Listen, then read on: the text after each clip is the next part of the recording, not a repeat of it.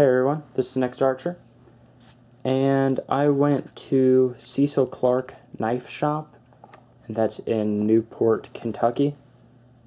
So if you're ever in the Cincinnati, Ohio area, you might want to go by there. They don't have any high-end knives really, but they have a lot of Kershaws, Zero Tolerance, Spydercos, tons of Spydercos, and some Emersons and stuff like that on the shelves. But one of the things I picked up today, well, I'll show two of the things I picked up, and two of them I'll show in a later video. But I picked up a Queen Cutlery knife. So I'll tell a little story about this. First, I was going to get, so I come in for this knife originally, and I ask if they have it. They say they don't, or at least they couldn't find it. So I look through their catalog and find another one, and that was the Queen Cutlery Sodbuster. It's a D2 Sodbuster, and he said it was $29, I believe, 28 or 29. So I was like, that sounds like a great price for D2 tool steel, and I've been wanting a nice slip joint knife. So I end up finding that, or he ends up finding that, and I look at it and I'm like, this is a nice knife. A little off center, but that's to be expected on a slip joint knife. So I ended up saying, okay, I'll get that. And then later on I come back and I'm like, this one's a little off center, kind of see if you have any more, and if you do, I want to switch these out, just because I like a little more centered stuff.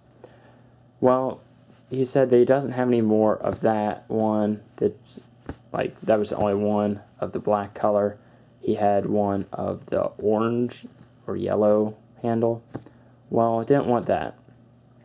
But he walked back, was looking, and he actually found the knife that I was wanting, which is the Mini Trapper. So I ended up paying another $30 and trading in for this. So $60 for the Queen Cutlery Mini Trapper, which the cheapest I could find this online was like $69, which I was highly surprised because usually the stores are a little overpriced. One thing that they said online is that they are extremely dull, which is 100% correct. So D2 tool steel, kind of take a little while to sharpen, but thankfully I have the Spyderco Sharp Maker and a lot of patience. That's zebra wood. So it's a two-bladed, has a huge, strong back bar though, whatever it's called, spring bar. Very strong though, kind of hard to get out. You have to have strong nails. So, won't snap on your fingers though, has a half stop, so very nice. The next thing I got was a Spyderco Pocket Stone. Nice leather case, and it is ceramic. So when I go out places, camping or whatever, I can just bring this. Kind of keeps my knives sharp. Much easier than bringing around my Spyderco Sharp Maker. But very neat. So those are two of the things I got. I mean, definitely a good place to shop. I also bought my Kershaw Speedform there.